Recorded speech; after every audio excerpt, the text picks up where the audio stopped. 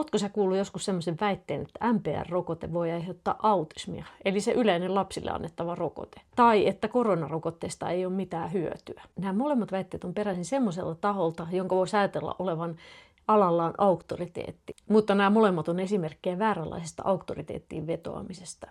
Tuo autismiväite on peräisin vuodelta 1998, jolloin Andrew Wakefield, tutkija, julkaisi tämmöisen tutkimuksen, jonka mukaan tosiaan on tämmöinen yhteys, että MPR-rokote olisi yhteydessä autismiin.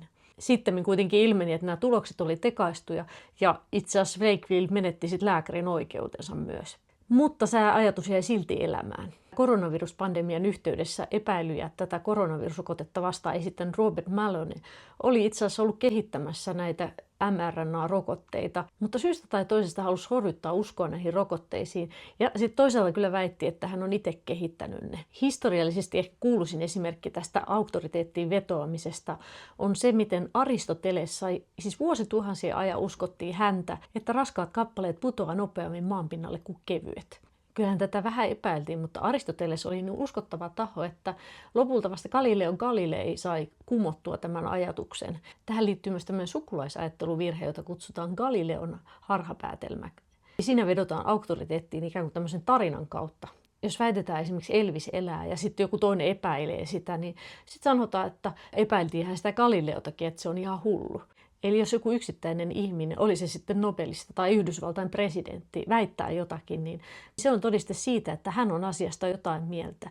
Mutta silloin kannattaa miettiä, että miten se suhteutuu siihen, että mitä tutkimusnäyttö kertoo ja mitä ne 99% muista asiantuntijoista on mieltä. Yksi kysymys on tietenkin myös se, että miksi esimerkiksi joku asiantuntija haluaa erota joukosta ja olla ihan eri mieltä kuin kaikki muut alan asiantuntijat. No siihen voi olla monta syytä. Hän voi oikeasti olla sitä mieltä, että hän on oikeassa. Toisaalta taustalla voi olla muitakin kannustimia, esimerkiksi hänen saama julkisuus ja se, että ehkä saa jotain myytyä kirjoja tai jotain vastaavaa. Voi olla joku taloudellinenkin hyöty siellä taustalla. Sehän on tarinana hirveän kiehtova, että joku asiantuntija nousee ja sanoo, minä kerron teille totuuden, jota kukaan muu näistä asiantuntijoista ei uskalla kertoa. Se kuulostaa paljon kiehtovammalta kuin se, että tuhannet tutkijat on tutkinut vuosikymmeniä tätä asiaa ja päätynyt samaan tulokseen. Ei pidä tietenkään ajatella, että vähemmistössä oleminen sinänsä olisi epäilyttävää.